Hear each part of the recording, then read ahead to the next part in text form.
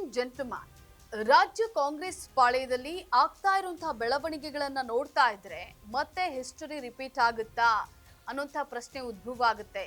CM Siddaramaiah ಅವತ್ತು ಆ ಒಂದು ದಾಳ ಉರುಳಿಸಿ ತಮ್ಮದೇ ಒಂದು ಸಂಸ್ಥಾನವನ್ನೇ ಸ್ಥಾಪಿಸಿದ್ರು. ಈಗಲೂ ಅದೇ ರೀತಿ ಮಾಡ್ತಾರಾ ಸಿಎಂ ಸಿದ್ದರಾಮಯ್ಯ? ಹಾಗಾದ್ರೆ ಮತ್ತೆ ಮರುಕಳಿಸುವ ಆ ಇತಿಹಾಸ ಯಾವುದು? ಸಿಎಂ ಕೈಯಲ್ಲಿರುವಂತಹ ಆ ದಾಳ ಯಾವುದು? ಈ ಬಗ್ಗೆ ಕಂಪ್ಲೀಟ್ ಡೀಟೇಲ್ಸ್ ಅನ್ನ ನೀಡ್ತೀನಿ. ಎಸ್ ವೀಕ್ಷಕರೇ, ನೆಲ ಜಲ ಭಾಷೆಗಾಗಿ ಪ್ರಾಮಾಣಿಕ ಪತ್ರಿಕೋದ್ಯಮ. ನೀವು ನೋಡ್ತಾ ಇದ್ದೀರಾ ಫೋಕಸ್ ಟಿವಿ. ನಾನು ಪವಿತ್ರ.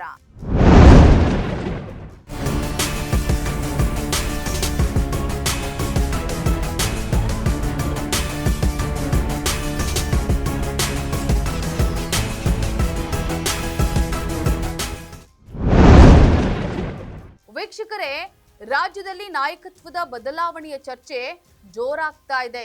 ಸಿಎಂ ಸಿದ್ದು ಬಣದವರು ದೆಹಲಿಗೆ ಲಗ್ಗೆ ಇಟ್ಟ ಮೇಲೆ ಸ್ವತಃ ಡಿಸಿಎಂ ಡಿಕೆ ಶಿವಕುಮಾರ್ ಅವರೇ ದೆಹಲಿಗೆ ತೆರಳಿದ್ರು. ಅಲ್ಲಿ ಹೈಕಮಾಂಡ್ಗೆ ಮೇ 4ರ ನಂತರ ಸಿಎಂ ಅನ್ನ ಕರೆಸಿ ಮಾತಾಡಿ ಅಂತ ಹೇಳಿ ಗಡುವನ್ನ ನೀಡಿದ್ರು.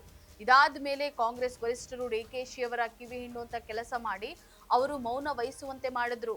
ಒಂದೆರಡು ದಿನ ಮೌನವಾಗಿದ್ದಂತ ಡಿಕೆಶಿ ಮತ್ತೆ ಹೈಕಮಾಂಡ್ಗೆ ಮೇ 10ರೊಳಗೆ ಎಲ್ಲಾ ತೀರ್ಮಾನ ಆಗ್ಬೇಕು ಅಂತ ಹೇಳಿ ಮತ್ತೆ ಆರ್ಡರ್ ಅನ್ನ ಮಾಡಿದ್ರು.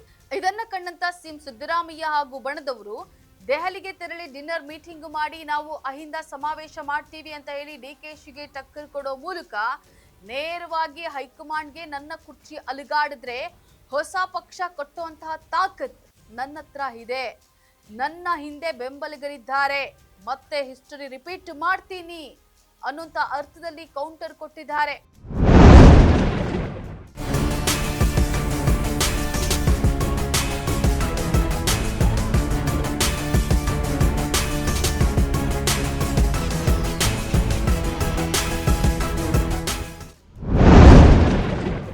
ವೀಕ್ಷಕರೇ, ಆ ಹಿಸ್ಟರಿ ಏನ್ ಗೊತ್ತಾ?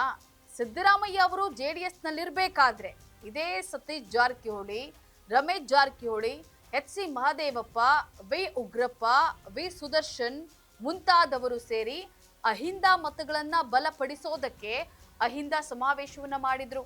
ಪಕ್ಷದ ವೇದಿಕೆಯಲ್ಲಿ ಸಮಾವೇಶ ಮಾಡದೆ ವೈಯಕ್ತಿಕವಾಗಿ ಮಾಡಿದ್ದಕ್ಕೆ ಸಿದ್ದರಾಮಯ್ಯನವರು ಜೆಡಿಎಸ್ನಿಂದ ಉಚ್ಚಾಟನೆಗೊಂಡ್ರು. ಮುಂದೆ ಅಹಿಂದ ನಾಯಕನೇ ಆಗ್ಬಿಟ್ರು.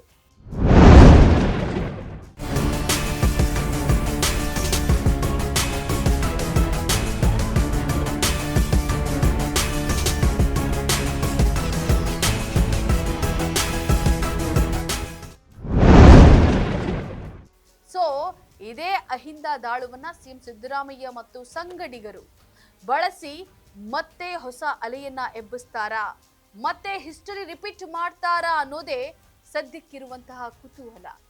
ಇದಾಗಿತ್ತು ಈ ಕ್ಷಣದ ಪೊಲಿಟಿಕಲ್ ಅಪ್ಡೇಟ್. ನೆಲ ಜಲ ಭಾಷೆಗಾಗಿ ನೋಡ್ತಾ ಇರಿ ಫೋಕಸ್ ಟಿವಿ.